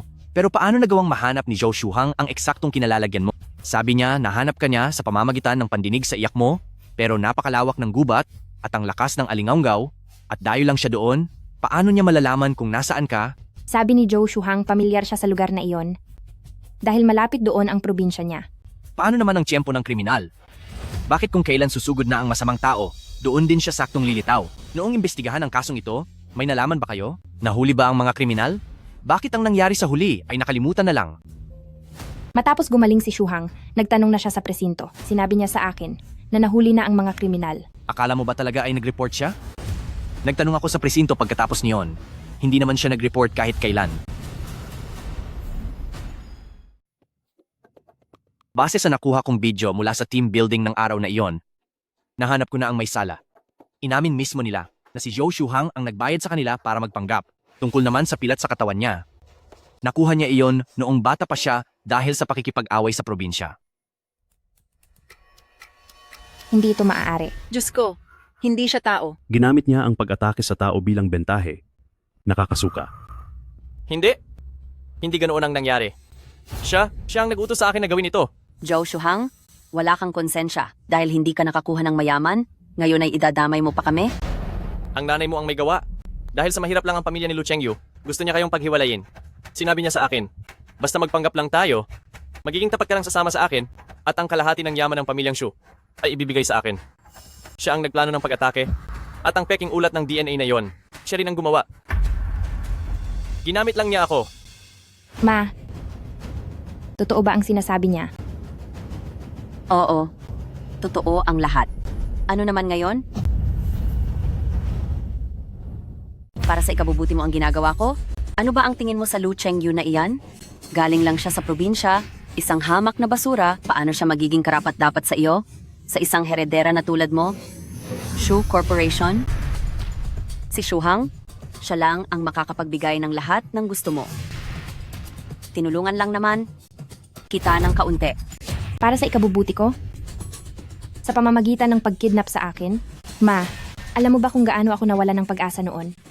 Paano mo nagawa? Paano mo nagawang itong gawin sa akin? Hindi ba pinalipad ko si Shuhang doon para iligtas ka? Naging maayos naman ang kinalabasan, di ba? Ginagawa ko ang lahat ng ito para sa iyo, para sa ikabubuti mo, at para sa pamilyang Su. Naging maayos ang kinalabasan? Hindi mo ito ginagawa para sa akin. Ginagawa mo ito para sa sarili mo, para sa nakakatawa mong reputasyon, para sa kakaunting mamanahin sa pamilyang Shu.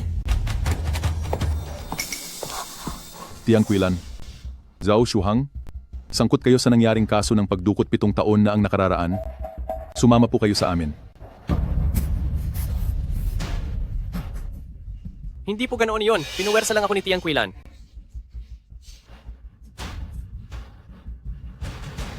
Changyu, huwag kang umalis. Tabi, Bakit ang tindi ng galit mo sa akin? Kahit na nagkamali ako, kahit na nagkamali ang mama ko. Pero, wala ka na ba talagang kahit kaunting malasakit sa akin? Shumanchi, ang lahat ng ito ay nararapat lang sa iyo. Ilang beses mo nang piniling maniwala sa mga kasinungalingan, paulit-ulit kang kumampi sa mga taong nananakit sa akin. Ikaw mismo ang sumira sa ating relasyon. Shumanki, pakawalan mo na siya. dahil wala nang patutunguhan ang pangungulit mo pa sa kanya. Tayo na.